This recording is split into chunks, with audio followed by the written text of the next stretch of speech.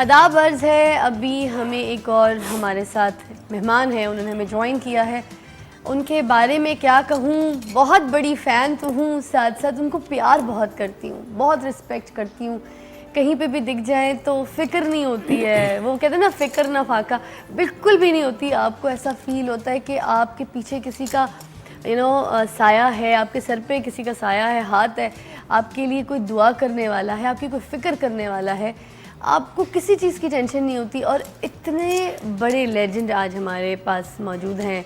He is a very very wonderful actor, also director, बहुत खूबसूरत personality है। अभी रिसेंटली लव लाइफ लाहौर में भी उन्होंने एक गेस्ट अपीयरेंस छोटी सी दी जज साहब की, और बहुत पसंद किया गया इनको, और बहुत ज़्यादा रिक्वायरमेंट्स आई थी कि जज साहब का कैरेक्टर जो है वो बहुत ज़्यादा बड़ा होना चाहिए, क्योंकि he is a big name माशाल्लाह। किसी भी सीरियल में या किसी भी फिल्म में या किसी भी काम में अगर इनको हिस्सा बनाया जाता है तो वो चीज़ आला दर्जे की हो जाती है, वो हिट हो जाती है, वो इंडस्ट्री जो है वो निखर जाती है। तो आज हमारे साथ मौजूद हैं हमारे और आपके बहुत फेवरेट मसूद अख्तर साहब।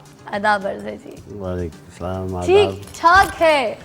हाँ जी, बिल्कुल ठीक ठाक है, अल्हम्दुलिल्लाह। आप सुनाएं? अल्लाह का शुक्र। Thank you for coming. No, thank you for to you for calling me and thank you to you also. क्या हाल है? वालेकुम अस्सलाम। हमें इतनी खुशी हो रही है आपको देख के। अल्लाहु अकबर। वही दौर वापस आ रहा है जहाँ सारे बड़े ऑर्गेनाइज थे, बड़े उसूलों वाले थे। हम चाहते हैं कि कोई यंगस्टर्स को ना और सीनियर्स को एक मीटिंग होनी चाहिए ताकि वो सीखें। कभी कोई यंगस्टर्स हम देखते हैं सीनियर बैठा है तो पीट करके बैठ जाते हैं, उनको पता, हमने देखा नहीं। आपने कैसे नहीं देखा? सलाम नहीं आपके सीनियर्स हैं, आपने कैसे नहीं देखा? फिर हमने एक शख्स को कहा आपने भी नहीं समझाया, कहते मुझे पता नहीं लगा। मैंने कहा इसलिए तो आप आगे नहीं बढ़े, इतनी सलाहियतों के बावजूद आप अदब अदाब नहीं देखते। अच्छा बिंदिया जी, इन्होंने यंगस्टर्स के लिए ना एक बुक भी लिखी है। अच्छा जी, हाँ, बल्कि उसके बारे में अगर आप खुद बताएंगे। Acting right? हाँ जी, एक्टिंग गाइड लिखी है कि आइंदा आने वाली जो नस्लें थी ना, उनका मेरे ऊपर एक इल्ज़ाम कह लें या कोई ऐसा कोई और लफ्ज़ आप एक शिकवा मुनासिब था समझते, शिकवा था जी, कि आपने अपने लिए बहुत कुछ कर लिया, आपने थिएटर कर लिया, रेडियो कर लिया, टीवी कर लिया, फिल्म कर लिया, हमारे लिए क्या किया। तो first idea came into my mind के I must direct the play, stage play. Okay. वो उनको मैं नए न्यू कमर्स को पकड़ पकड़ के यूँ करता था, बॉडी लैंग्वेज की वजह से। बिल्कुल, हाँ। ये सिखाता था उनको कि आपने कहाँ देखना है, कहाँ आपका आई व्यू होना चाहिए।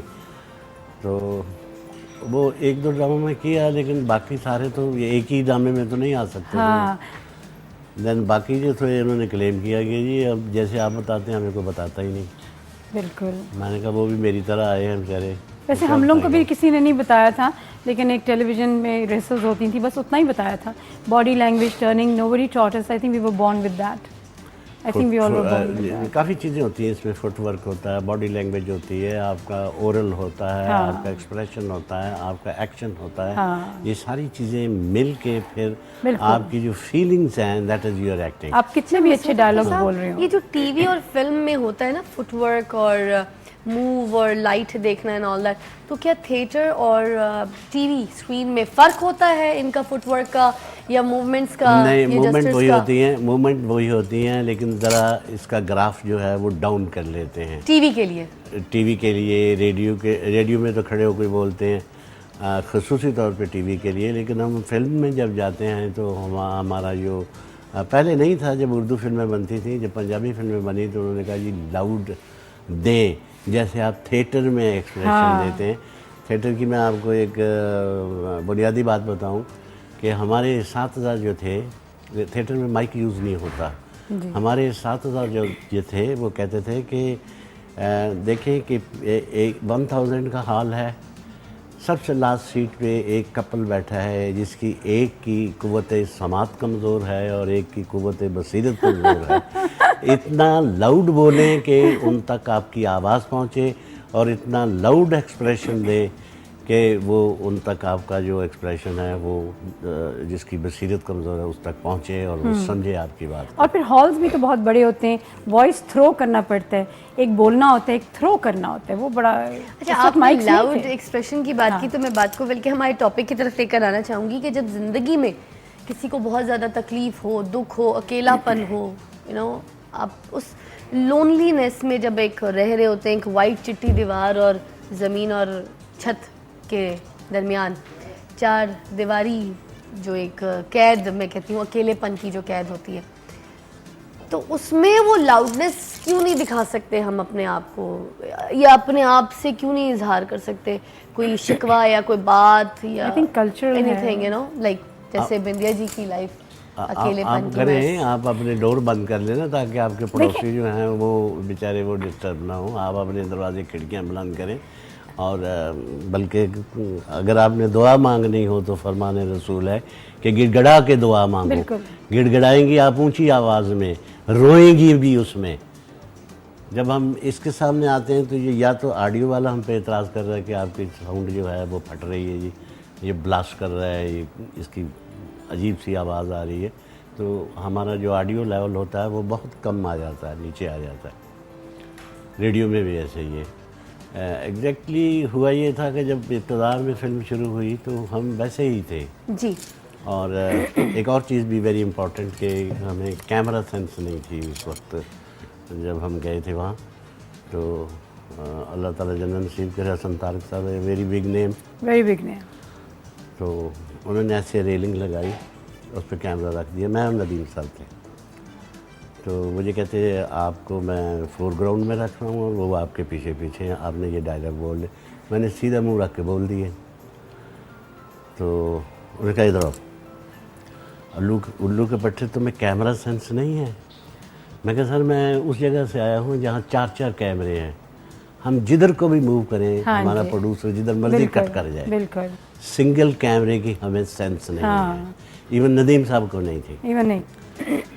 जब पहली फिल्म की तो रियाज बुखारी साहब से, अल्लाह उनको ज़िंदगी दे, फैसल बुखारी के वालिद साहब वो कैमरे पे थे, तो उन्होंने कहा कि ये इधर मोटर साइड पे देखें। अब मोटर साइड का पता नहीं, उन्होंने मेरी तरफ देखा, मैंने उनकी तरफ देखा। तो कहते क्या हुआ? मैंने कहा मोटर साइड की तरफ देखें। मैंने कहा जी शाह जी हम दोनों को नहीं पता।